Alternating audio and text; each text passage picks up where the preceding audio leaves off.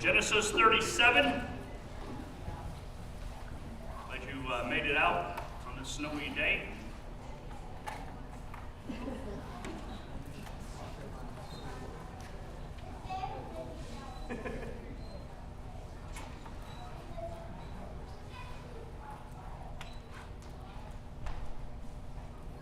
I want to begin this morning with a quote from Mark Twain in this screen here. There are two great days in a person's life. The day we are born and the day we discover why. Now, one day is easier to remember than the other. For me, it's July 18th, the day I was born. For you, it could be anywhere from January through December. December 24th, right? Or 25th? 24th. 24th for Brian. Okay. Now, that date's easy to remember until we get some timers. Sometimes we remember, sometimes we don't. But the second might not be a literal date at all. It could be the moment that we finally figure out why God put us here on the earth. The first date explains our presence on earth. The second date explains our purpose here. When we look at people, we might say, oh, she was born to be a mother. He was born to be a baseball player. They were born to be a CEO of that corporation. They were born to be a soldier. Things like that. Throughout life, we might find our calling early. We might figure out what we want to do in life. Sometimes that revelation doesn't come till later in life. And sometimes others see it in us before we see it in ourselves. And I believe Joseph, starting in Genesis 37, fits in that last category. He never knew really his purpose for many years. It's only after a series of events unfolded, nearly all of them outside of his control, and many of them quite painful, that the plan of God becomes evident in his life. And I'll say this as we begin. Sometimes when we study the story, the problem is we've studied the story. We know the ands, ifs, and buts. We know the beginning, the middle, and the end of the story. But living through this, Joseph had no idea about the middle and the end.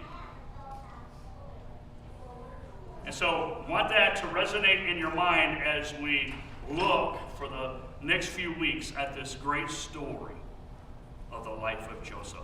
Well, we begin with a teenager's quest. That's where we begin in the story, a teenager's quest. And Dale, if you'll take the first two verses for us there. All right. Jacob lived in the land where his father had stayed, the land of Canaan. This is the account of Jacob. Joseph, a young man of 17, was tending the flocks with his brothers, the sons of Bilhah and the sons of Zilpah. His father's wives and he brought their father a bad report about them. All right, thank you. So, what things do we learn there in just two verses? What are some things we learn? Joseph was 17. All right, Joseph is 17 years old as the story begins here. What else do we know? It's kind of a tattletale. All right, kind of a tattletale.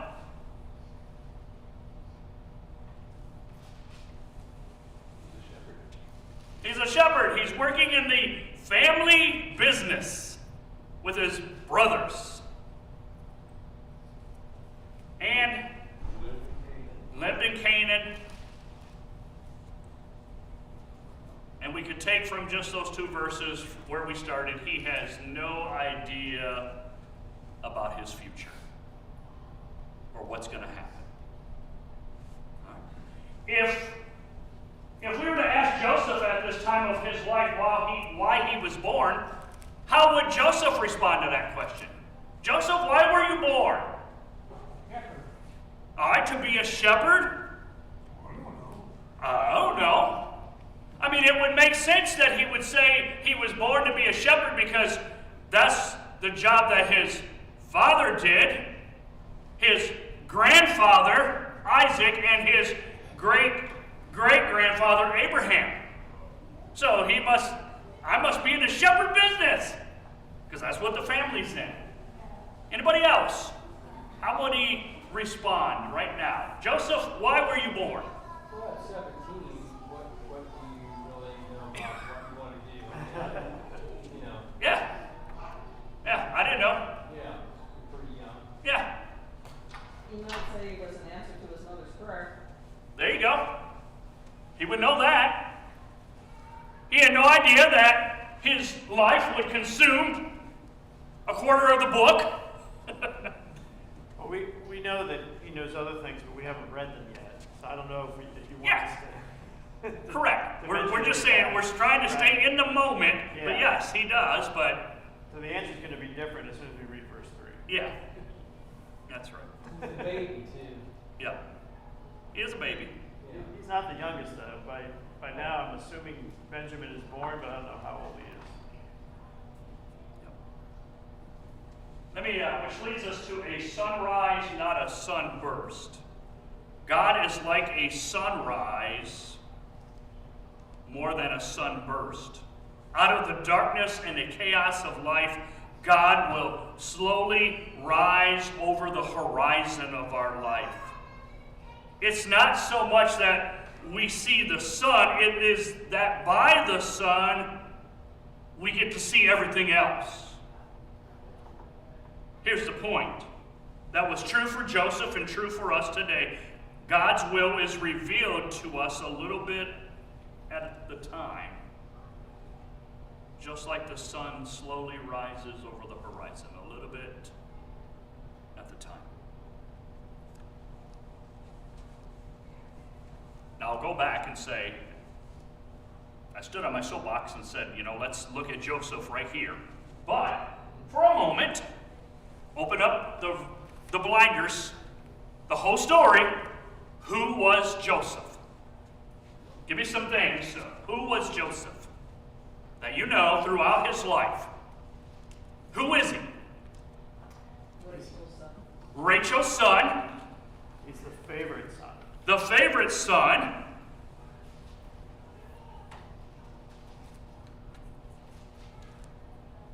We know that eventually his brothers and father will bow down to him. Okay, they're going to bow down to him eventually. He's hated by his brothers. He's hated, and in fact, so much that they're going to betray him and then do what to him? Tell him off. Sell him. Yeah. Sold him as a slave. Then what happens to him? He's purchased by Potiphar. He lives in Potiphar's house. He rises through that occasion. He's falsely accused by Potiphar's wife. Then what happens to him? Yeah, he's jail time. He's thrown into prison. He meets who? 2 guys. Baker and cupbearer. All right, the butler and the baker and cupbearer. Yeah, 2 guys. And who would forget him? Yeah, cupbearer, gonna forget him. He stands before Pharaoh. He becomes basically what we consider the prime minister of Egypt. And then at the end of the story, what happens to him? Or what do we learn at the end of his story? Who shows back up? He has a reunion with his family. He has a reunion because his brothers show up, and then eventually who else comes? Dad comes, and his brother, his other brother. All right. And then at the end of the story, we would say that he gave his home, his family a home in Egypt. All of that ended up saving his family, preserving the line of promise. Okay? A little bit at a time. He endured a little bit at a time, a little bit at a time, a little bit at a time. All because he came from a dysfunctional family. And if you've been with us the last few weeks, you know that's been a theme, right? This was a very dysfunctional family. Now, you will not find that word dysfunctional in the Greek or the Hebrew. But we know that's what it was. So what made them a dysfunctional family? What made them a dysfunctional family? Well, having 4 mothers is complicated. All right. So he's got his father's got 4 wives, or there's 4 ladies living in a house. What else makes them dysfunctional? Jealousy among the brothers, the 11 other brothers. Yeah. It doesn't appear to be that there's very strong fathering from Jacob. We don't have a lot to base that on. Yeah. We had the one scene where the 2 brothers go and take revenge for the situation with Dinah. Mm-hmm. He doesn't really discipline them. Yeah. I mean, by then they're grown men, but Yeah. you know. Going to deal with it later, as we looked at last week. Chris, you were going to say? It's hard to grasp just how big his family was. I mean, when you Yeah. think about all the stuff they've accumulated over the years, and the wives, Yep. etc. It's huge. It is. It is. And not until late did Jacob really get strong in his own relationship with God. Yes. So, you know, it's one thing to say, hey, I'm bringing up my whole family in the Lord Yeah. from the beginning, Yep. but that may not have necessarily been the case. Yep. All right, Dale, you ready? Verse 3 and 4. You're a good 2-verse guy. Now Israel loved Joseph more than any of the other sons, because he had been born to him in his old age, and he made a richly ornamented robe for him. When his brothers saw their father's love, or that their fathers loved him more than any of them, they hated him and could not speak a kind word to him. All right. And so all the brothers knew that Joseph was considered the favorite. He was the favorite. And trouble is brewing right under the surface of Jacob's complicated family right here. And Joseph seems to be born into a family where there is jealousy, comparison, and distrust as the rule of the game. If you're going to live in that family, that's what you were going to come with. Jealousy, comparison, and distrust. Yet God is working in the background in this situation. All right. We'll get more depth into these verses here, because we're going to leave the dysfunctional family and look at 7 steps from Canaan to Egypt. 7 steps here through our text of chapter 37. Well, how did God's will unfold? At the beginning of the text, Joseph is tending sheep. He's into the family business, and at the end of our time today, he's going to be a slave. We would say that his life has taken a massive turn in the wrong direction. So step 1, as we already talked about, he worked in a family business. He was a shepherd, like his brothers, like his father, his grandfather, his great-grandfather. Okay? He worked in a family business. Step number 2, he stood for different values. He stood for different values. Okay? There. No doubt Jacob knew that some of his sons were men of, we would say, low character. Joseph simply reported to his father what he saw and what he heard. He just goes and tells his dad, gives him this bad report, it says, about his brothers. Or a tattletale, I think was Norma Rain caught it. All right? But he stands for different values. If they're going to be this way, he's not going to join in. He's going to tell dad. Okay? Step number 3. He was marked out as special at an early age. Okay? Now Israel loved Joseph, in verse 3, more than any of the other sons, because he was born to him in his old age, and he made him this ornamented robe. Okay? Now this is the part of the story, whether people come to church or not, they know this part of the story. They know about the robe. Okay? Some versions, instead of robe, might call it a coat of many colors. Okay? In the Hebrew language, it means that the coat was richly embroidered, most likely with long sleeves, the sort of the thing royalty would wear. And so we think, most of the time we grow up thinking, oh, Dad gave him this bright coat to wear. And it probably was bright, but to have the long sleeves would mean to his brothers that Dad was really treating him like royalty.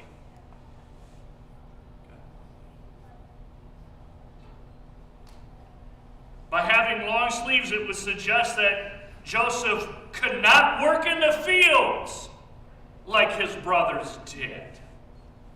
And that would increase the hatred to him. What, is he too good for us?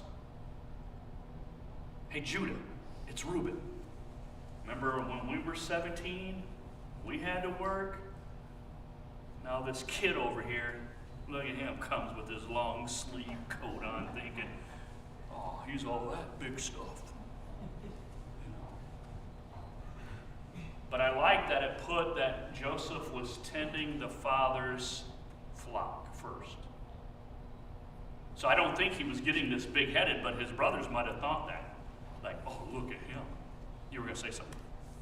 Well, I was just thinking, as we look at this story, we think, Jacob, how could you be so stupid to set Joseph up like this amongst his brothers? And he's not being wise, obviously. But maybe it's because he never had a family dynamic like this. You know, big family, lots of brothers. He had one brother, and he took upon himself to deal with his brother in a particular way. Yeah. So he doesn't understand the problems, the dangers of favoritism, especially at this impact. Correct. All he knows is the wife, the woman he loved, Right. gave birth to this son first, and then she has passed on. And so he loves him.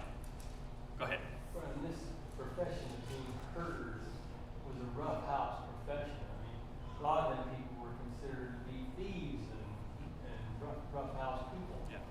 So, I mean, and brothers, they were probably pretty tough. Yeah. Hard-headed, Yeah. rough guys. Can't do any work. He's got that nice robe on, probably manicured this morning, pampered. What kind of work is he gonna do? 5 minutes and he'll be like, I gotta take a break. I worked, I got dirty. I got my robe I don't want to get my robe dirty. There. And they don't want to hear nothing of that. Which leads us to the 4th step. He had 2 strange dreams. Brian, if you'll read 5 through 11 for us. Now Joseph had a dream. When he told it to his brothers, they hated him even more. He said to them, hear this dream that I have dreamed. Behold, we were binding sheaves in the field, and behold, my sheaf arose and stood upright. And behold, your sheaves gathered around it and bowed down to my sheaf. His brothers said to him, are you indeed to reign over us? Or are you indeed to rule over us? So they hated him even more for his dreams and for his words. Then he dreamed another dream and told it to his brothers and said, Behold, I have dreamed another dream. Behold, the sun, the moon, and 11 stars were bowing down to me. When he told it to his father and to his brothers, his father rebuked him and said to him, What is this dream that you have dreamed? Shall I and your mother and your brothers indeed come to bow ourselves to the ground before you? And his brothers were jealous of him, but his father kept the saying in mind. All right. Recap the first dream for us. Just recap it. A sheaf rose up, and the other sheaves gathered around it and bowed down around it. Okay? And it would represent what? Brothers. All right? That Joseph's sheep would rise up and they would bow down to him. All right? Recap the second dream then. This one with the sun and moon and 11 stars adds, at least in his father's opinion, adds the mother and father to those who would be bowing down. Okay? So again, the family Yeah. here. Now, what's the reaction from his brothers and from his dad? What's their reaction here? Indignation. All right, indignation.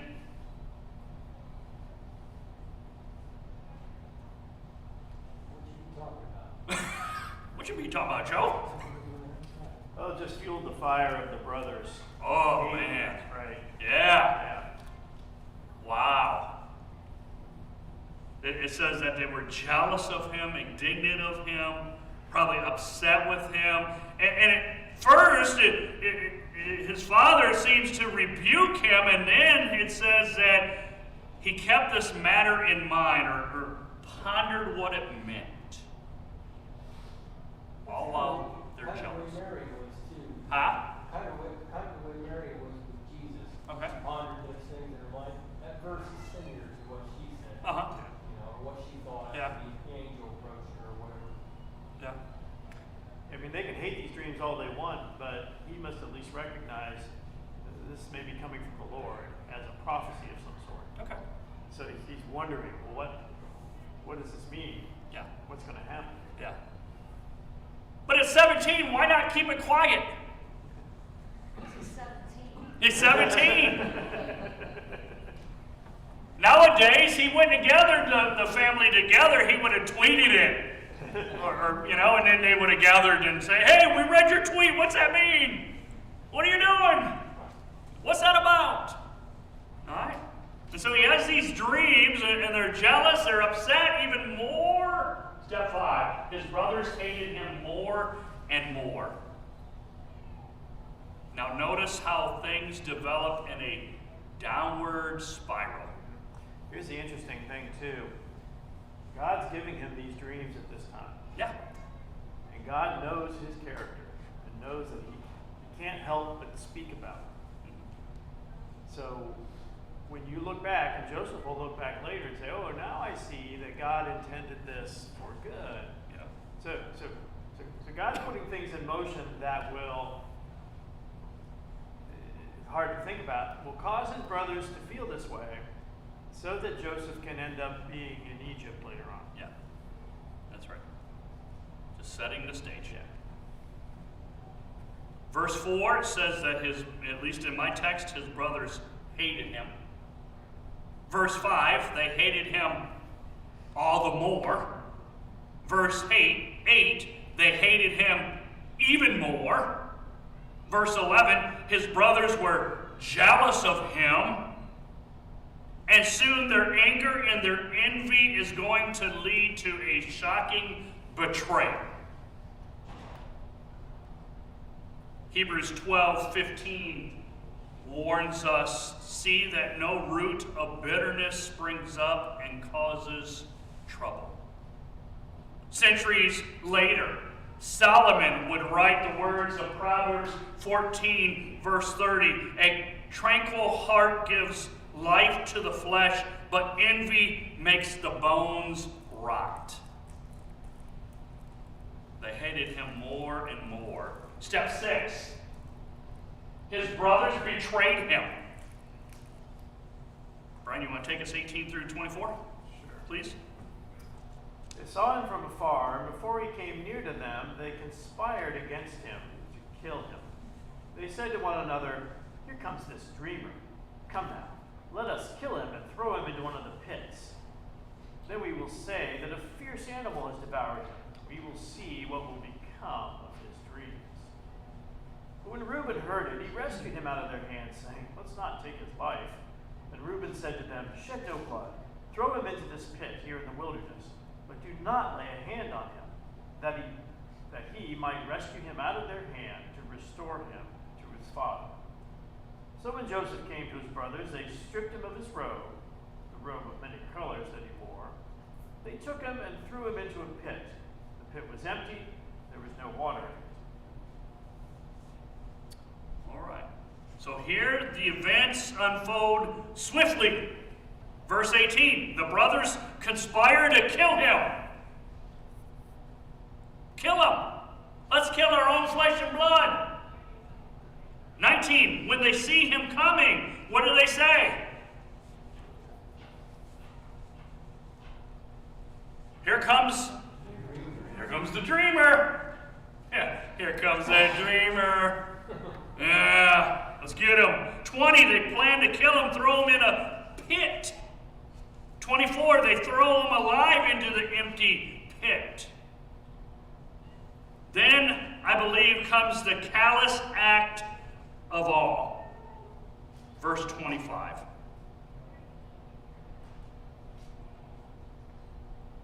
As they sat down to eat their meal, they looked up and saw a caravan of Ishmaelites coming from Gilead. Their camels were loaded with spices and balm and myrrh, and they're on their way to take them down to Egypt. They throw him in a pit. They want to do something with him. And it says they sat down to eat a meal. And maybe the pit is nearby where they're sitting to eat. What do you think they're hearing from the pit? Help! Help! Help! Let me out! Come on, guys. Come on, man! Come on!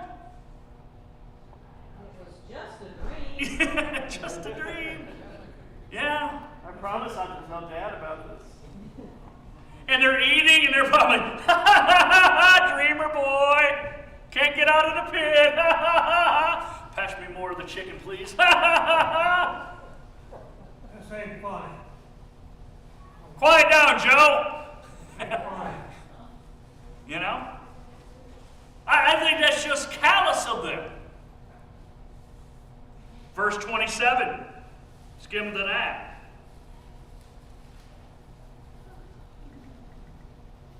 Come, let's sell him to the Ishmaelites and not lay a hand on him. And after all, he is our brother, our own flesh and blood. And his brothers agreed. They're going to sell him. They're going to sell him like a common slave. All right? Who speaks up for him? Which brother? Reuben speaks up. All right? They're going to get 20 pieces of silver, which was the price for a slave. Later on, they're going to take the robe, dip it in blood, and go home and let their dad draw his own conclusion.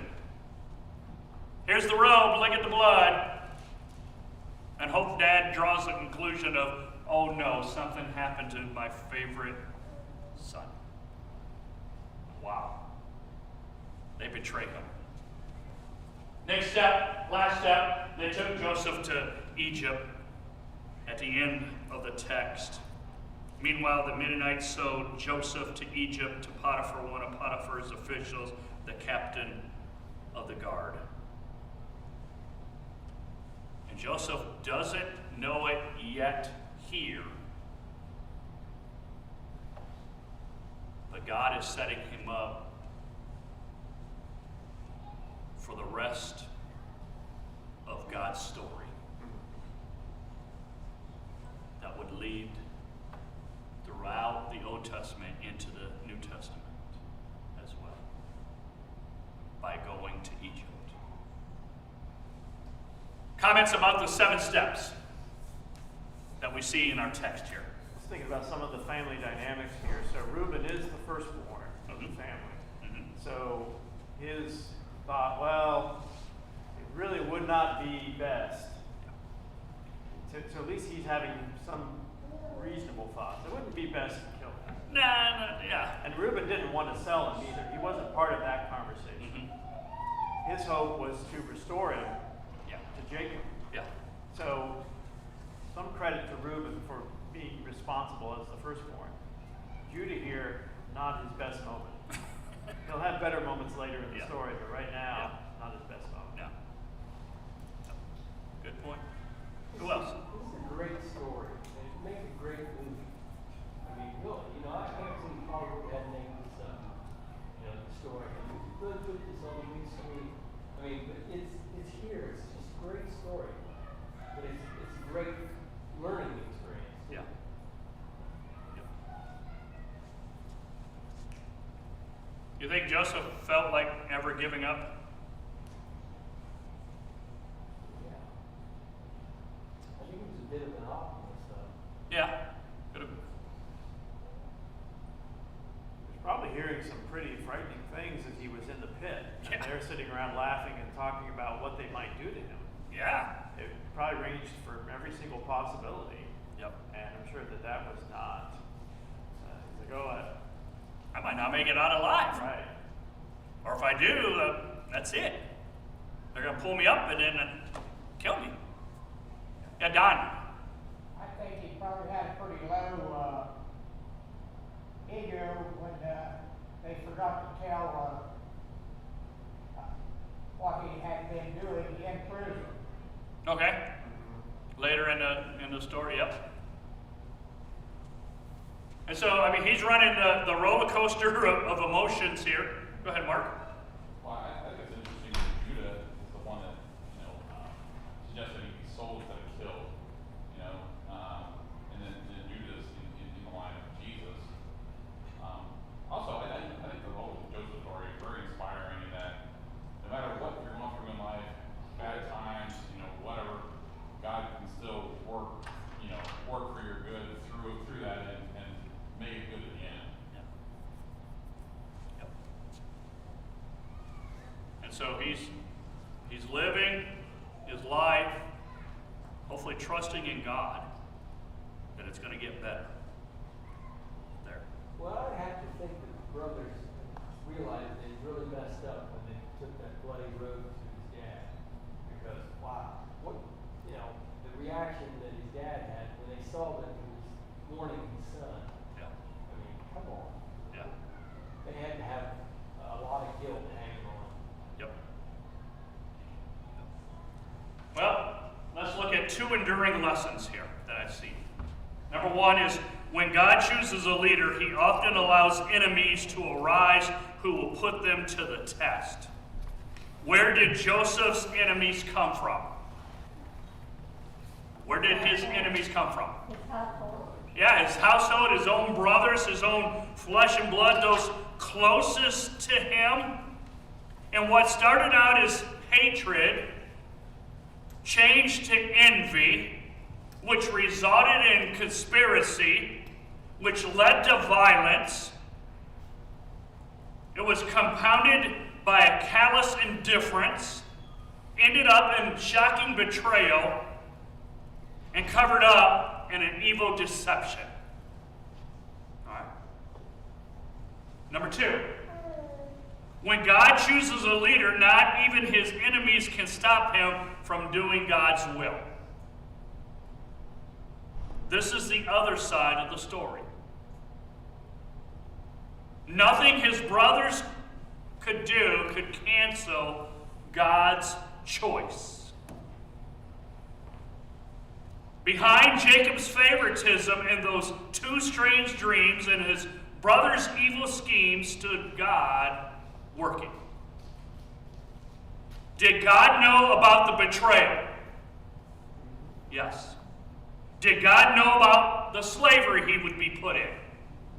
Yes. Did God know about Potiphar's wife to come up here? Yes. Did God know about all the false accusations that Joseph would endure? Yes. Did God know about the prison time? Yes. God knew all those things, and God knew even more and more. And here's the bottom line. Joseph was God's choice. He was God's choice. Even though his brothers tried to put him down, literally, he was God's choice. Comments on these two lessons? Things work out in the long run. All right, things work out. Sometimes in a long run, right? It's going to take years to work out, but they're going to work out. Mark? It's impressive that, all the bad things he did go through prepared him for the future. He wouldn't have been able to run Egypt before he ran the prison. And the same thing with Moses. Moses wouldn't be able to lead the people out of Egypt unless he was a shepherd, for a long time. So, it's kind of inspiring that, whatever mundane things we might be going through now could be preparing us for something bigger. Yeah. I just think about Joseph from a, which life path. The path he was on was, okay, his dad was grooming him to do what? Be the leader of the family, even though he was one of the youngest. Not sure that would have been good for Joseph from a relationship with God's standpoint even. He was favoring him, pampering him, giving him all these gifts and so forth. That's a bad path. And would not have enabled him to have the impact that we see him eventually have. So in addition to God putting him in the right place, he's also working on Joseph's character by, okay, here's some humbling things that need to happen. Yeah. So that you can see and rely on me. Yeah. And don't we sometimes see our life like Joseph? I mean, it's not all rosy all the time. There are roadblocks. There are people against us sometimes. There are times that we might feel like, I don't know what I'm doing for, what I'm doing here, but I need to trust God. And just keep doing His will. Well, the brothers wouldn't have had to be that way. Reuben had a little bit more sense about it, maybe he was able to, but there should have been some room for redemption. They had changed their attitudes. Mm-hmm. I mean, God was for them too, but it's just that they had a different attitude going on. Yeah. I mean, I know that Joseph was the bloodline, go on, but the brothers, they could have played a different role. Yeah. Yeah. All right. We'll remind you that next week Ryan Parsons will be here. He'll be preaching and teaching a combined adult class, and so we look forward to having him. There's more information in your bulletin. Then, in 2 weeks, on February 6th, we will jump into chapter 39. So, if you're reading ahead or marking your Bible, that's where you want to be for that. Let's pray. Father, thank you for our time together. And Father, thank you that you're consistent in our life as you were for Joseph. Help us to always trust you, do your will, even when things look like they're bleak. Bless us this day, this week. In the name of Christ we pray. Amen. Thank you. Oh, thank you.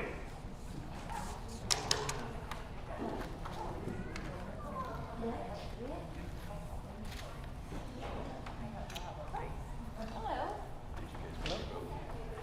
What? Did you make your vote? Yes. It's a long story. We made it. When you got lost time, we'll tell you. Think about me. But you had a good time after that. Yes. Hey, Chancey, I need you upstairs. Went well. And there are a lot of good We wouldn't have made it without, I mean, it was up close. Just as a certain side. On the plane. He was stationed in California. He knew his way around Los Angeles. And he said, let me get you an Uber ride. When you get there, you need to do this and you need to do that. I don't know if he likes that. And he would, you know,